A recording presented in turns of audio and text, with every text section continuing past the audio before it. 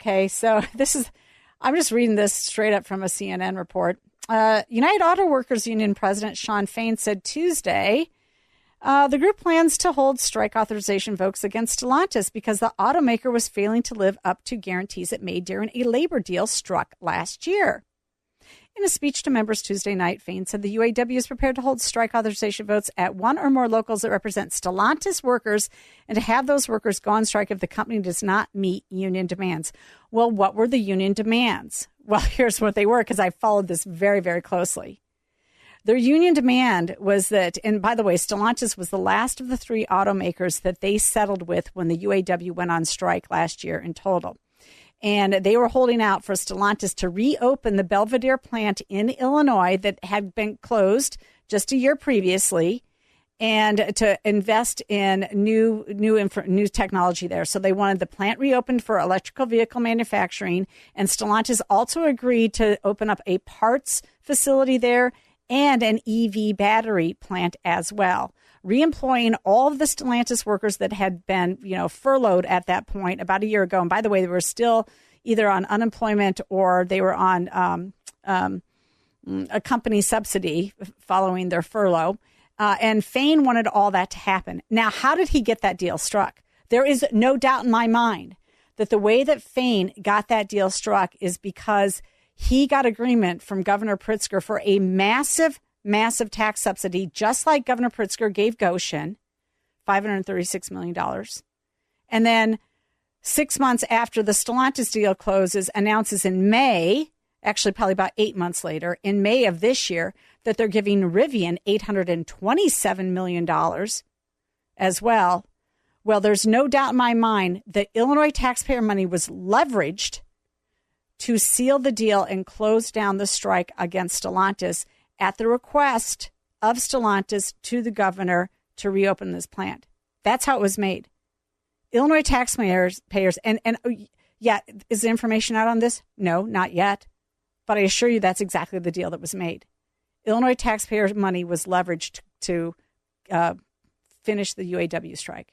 That's what's going on. These tax subsidies now are not $50 million like Rivian got when it first opened up. Oh, I think that was probably about 8 years ago. They got $50 million when they opened up that Normal plant, the plant in Normal, Illinois. Oh, no. $827 million now. Massive tax subsidies. And so I'm really, really pleased to have Marc Joffe on with me right now. He's an analyst with the Cato Institute, and he served in the financial industry, including as a senior director role with Moody's Analytics. He transitioned to policy research, having most recently worked at the Reason Foundation.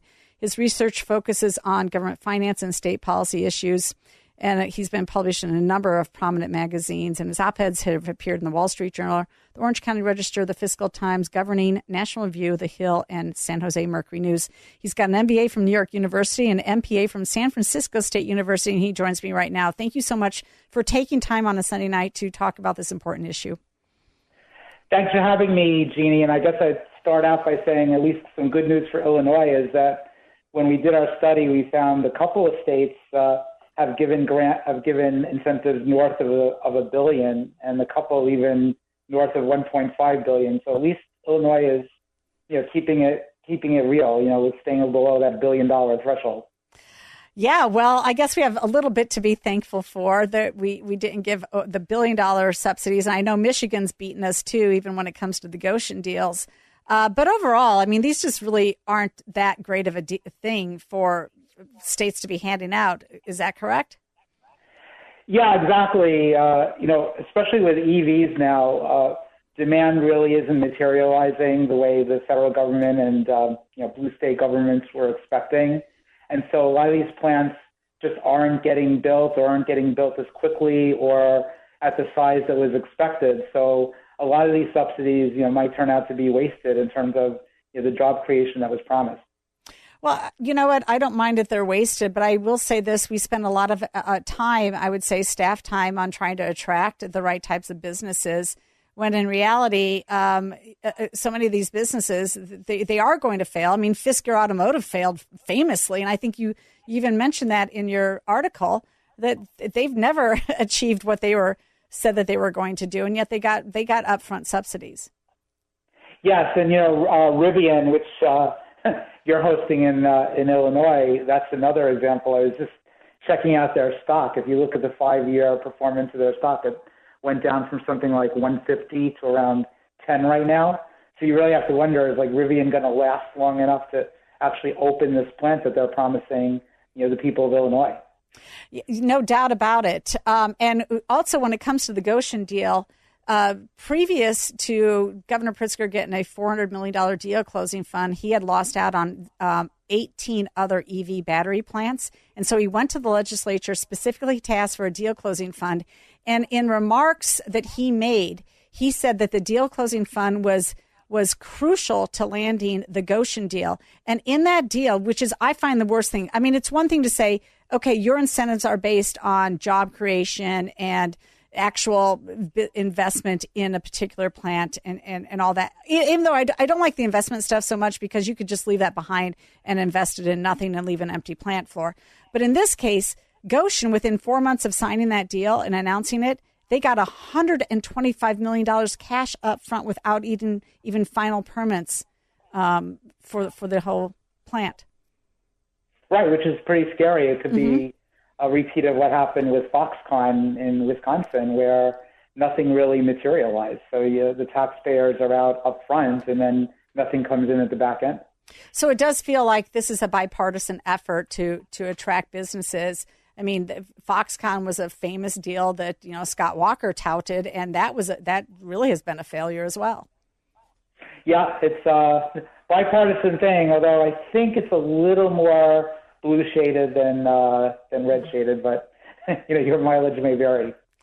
Well, one thing I do know that it's more blue shaded than red shaded, at least from a standpoint of Illinois. And one of the things that you say should happen is you say the best approach to local economic policy is to eschew special deals and provide a better environment for all companies by lowering taxes, reducing regulations, and accelerating permitting processes. Now, Illinois is stuck in that quagmire. We do none of the above. In fact, we make it very, very difficult to start a business here. And CEO Magazine consistently ranks us 47th out of 50 states on best places to start a business. Yes, and I'm based in California, so I think we're below you. I think you are. So I share your pain. Yeah, it's all about making these special deals, getting the headlines, but then just not providing a good environment for businesses, and then losing out to Texas and Florida, right, or Tennessee. So, businesses that just want a predictable regulatory environment and reasonable taxes, they just get fed up with these states and move to states that are, that have a better regulatory and tax environment. So did you find in your research, because you basically say that your conclusion was politicians have powerful motivations to offer corporate incentives, and in many states they face few impediments in doing so. This is unfortunate, as these incentives often fail to deliver promised jobs and economic growth while imposing heavy budgetary and non-budgetary costs. That I can definitely say is true in the state of Illinois. Is there a state that's doing it right? Wow.